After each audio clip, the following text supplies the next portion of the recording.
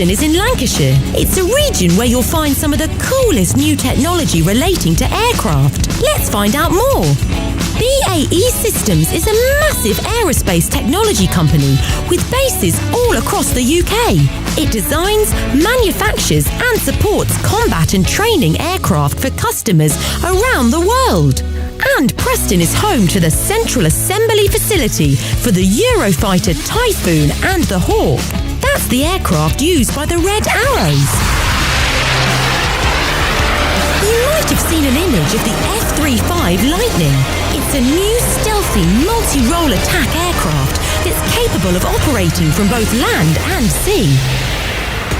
BAE's experience with the Harrier Jump Jet, a plane that could take off vertically and land virtually anywhere, has helped develop the technology in the F-35. And it's here in Preston that the aft fuselage and vertical and horizontal tails, effectively the rear section of the F-35, are built using robotic technology to manufacture the component parts from titanium and aluminium.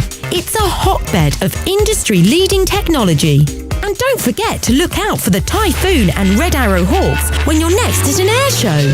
Amy Aviation's British Aeronautics, with support from the Royal Aeronautical Society.